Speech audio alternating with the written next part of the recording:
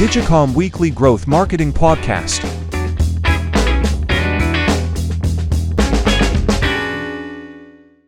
Alanna, thank you for jumping on our podcast this week. Very excited to have you. You've had a tremendous career. Thanks for jumping on.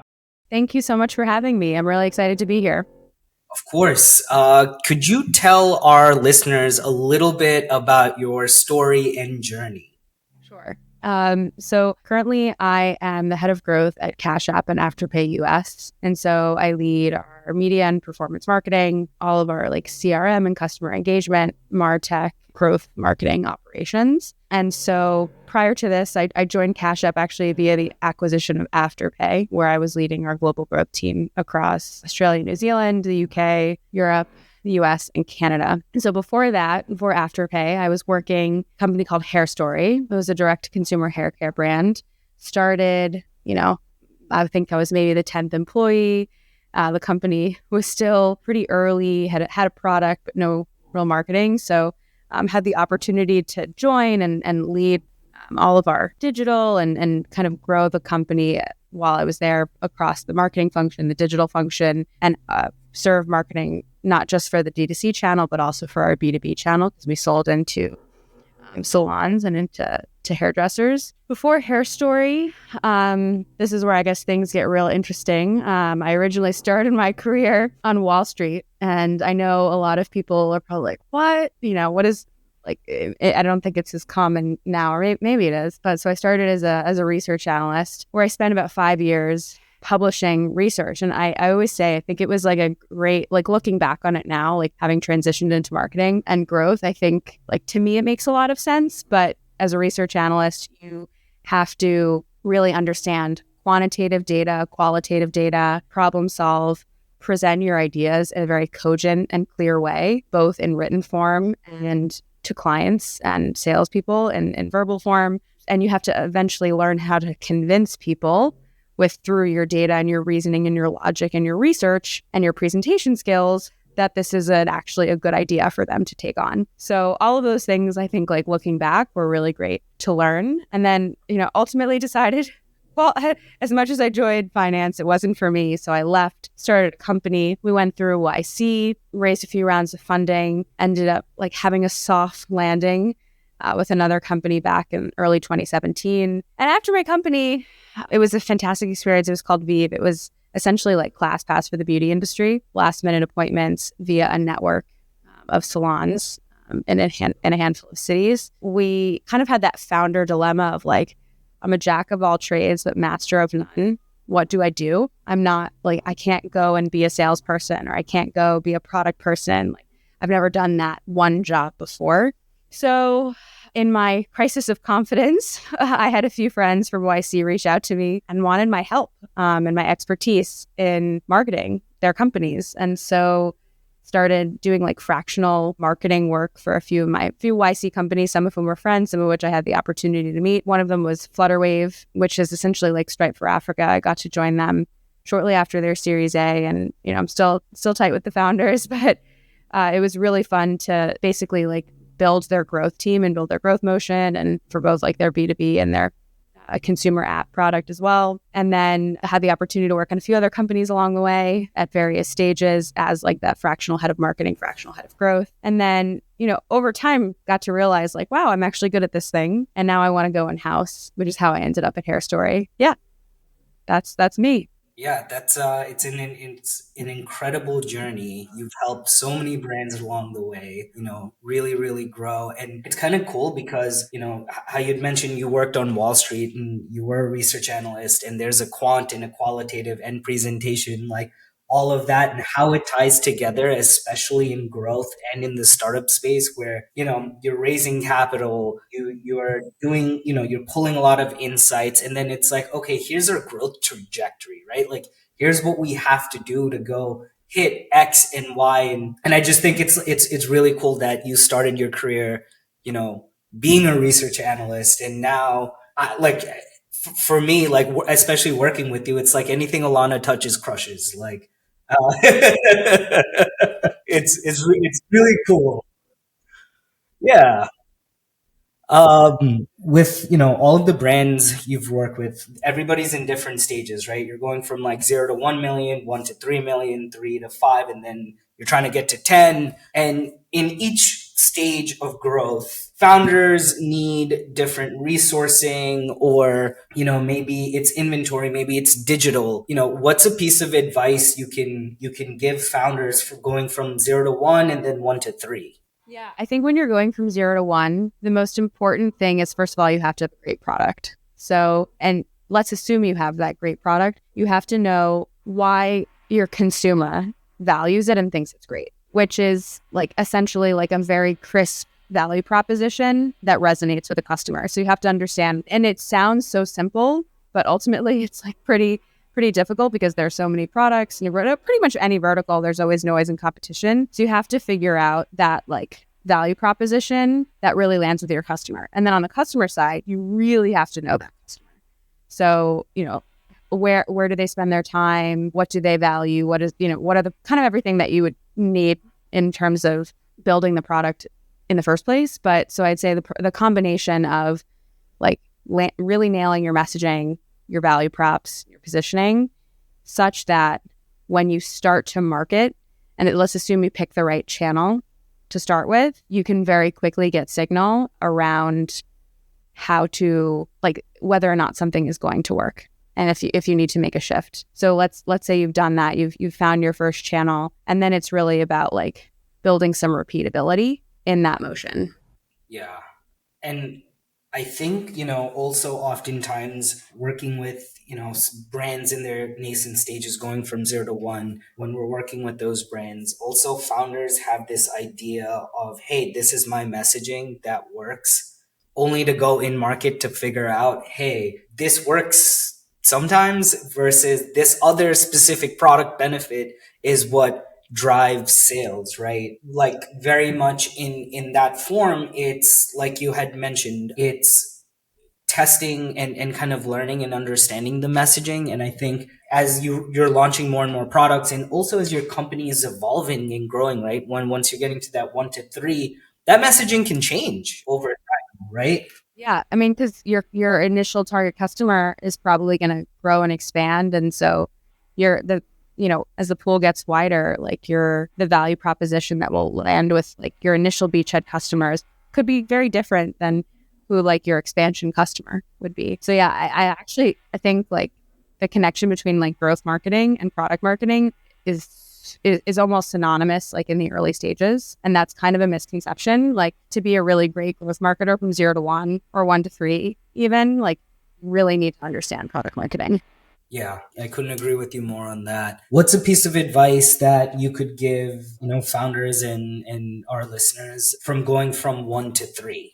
So 1 to 3, I think the most important thing is to really understand your unit economics. And so, let's assume you've validated that messaging, the channel or maybe a couple of channels that are working to drive your customer acquisition. The next part is kind of upping the ante on that repeatability for some more scale, which is being quite vigilant about those unit economics and finding channels and ways to scale. So I think that's like in 0 to 1, I wouldn't even care that much about like, let's say how much our cost of customer acquisition. I mean, it has to make sense, but it doesn't have to be like the destination, right? Like the next 1 to 3 is really about like, how do you refine that to a place where you can confidently scale and find new channels and test into new channels, or scale channels even, I think is often overlooked. Like early companies usually want to jump from channel to channel to channel. And sometimes like fewer, more scalable channels can be better, especially to drive focus.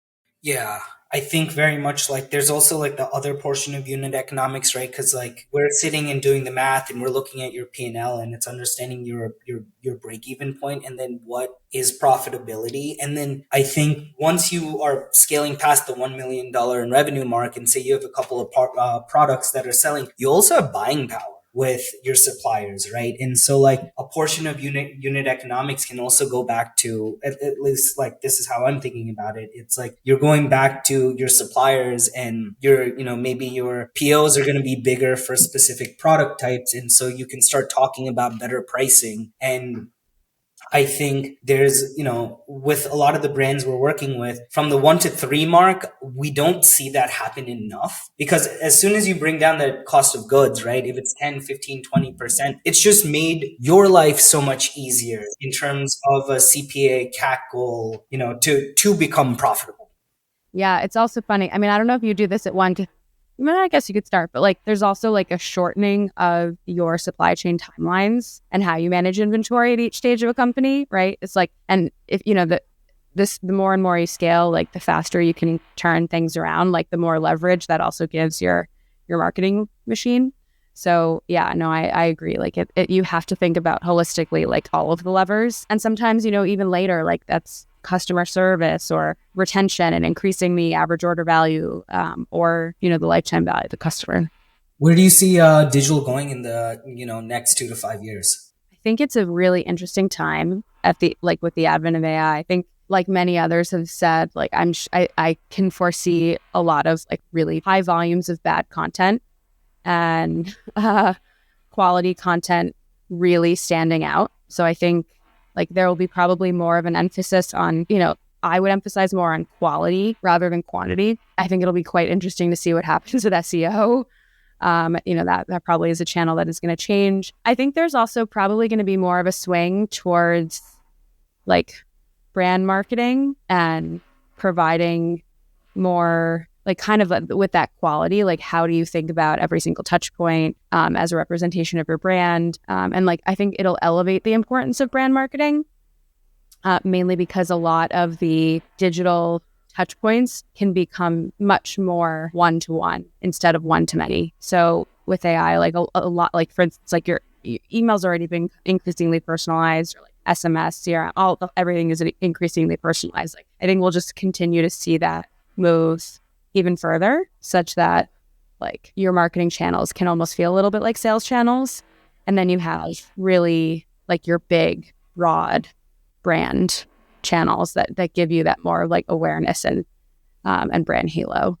So AI is getting more and more, like you had mentioned, it'll become more and more prevalent. And I think your take on SEO, like I've just spoken to a number of folks that do AI SEO over, typically having a person go in, pull your metadata, like fix your title tags. A lot of that can now be done via AI. Also, I think, with the advent of like Shopify or a Wix, or, depending on the type of business you have and like the tech stack you're using, it's a lot easier to input your information field, which is more consumer facing, for something like SEO versus, in the past when all these sites were custom built, you had to go in and add all of these tags and ensure like the taxonomy of the site is set up in the optimal way, versus now you just add in a few input fields and, there you go. Yeah, I mean, it's also interesting too. Like, I think the definition of a search engine is going to change. Like, video will play a much larger role, I think, in SEO in the future. I mean, the number of times I have heard or read something that says TikTok is like the Google's biggest competitor, because people are just searching on TikTok. Like, I think that's going to prevail. Like, the format in which people want video is going to increase. And so like, again, AI content creation and like will probably facilitate more video.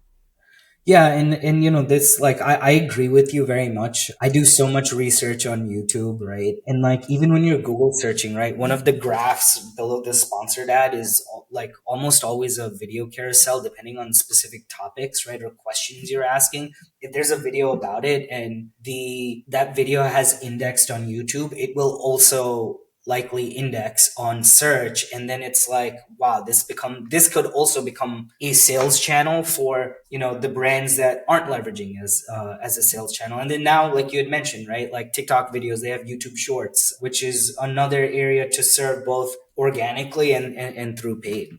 Yeah, it's a very exciting time from a video perspective. Yeah. What's one question you wish I asked you, and how would you answer it? I don't know the question exactly, but like something to the effect of like talking about failures and specifically like the perception of growth, at least from like sometimes I think we hear a lot about the success stories, but we don't hear about like the failures. And so something along those lines. I think, especially people in growth, they always want to hear about the thing that grew 10x, 20x, and like those are sexy and cool. But I think, yeah, the other examples, which aren't as sexy or cool, can shine a light on learnings too. Yeah, and I think like on a like smaller scale, right? It's like, hey, I have this cool test and you did this product build, and only to like test and learn that maybe it isn't working as well as other products. Or sometimes like I have a client example. A client of ours launched this SaaS platform, and it's similar story to like an Instagram, right? Where it's this cool SaaS platform, does all of these different like workflows for you, only to find out that people only wanted to use this one SMS list sign up. So essentially what they pivoted their business into is now when you have an organic post, client's called High Tide. You have an organic post. There is an auto DM flow that occurs, which, people have been leveraging. But in that DM flow, what they do is they serve you a link to capture your information. And then they're able to track the sales all the way through on from an organic perspective where, originally they had built their entire company and model not for this SMS organic like lead capture business, but it has totally evolved into this SMS lead capture business. And now they're working with some, household like brands that were startups and are starting to work much more and more with startups. That's cool. Yeah. No, you always love a good pivot or like product evolution. But yeah, I mean, back to kind of the question I would have asked or answered. Like, I think sometimes it like, I would probably remind myself that like careers are not linear. Like someone would look at my career and think, how did she go from A to B to C? And so I think it's taking those moments or those failures or both alongside the things that have worked and like coming to a situation and thinking about like, at least when I decide to work on a product or like have the opportunity to and like say yes, it's always like, what is the, do I have conviction in the product and in the category, and do I have conviction that I can add value? And so it's sort of like the happy marriage of the two. Amazing. Where can our listeners find you? So I'm on LinkedIn, and then I do have a website as well. So I think it's alannagregory.co. Cool. Well, thank you for jumping on today. Thanks so much for having me. Of course.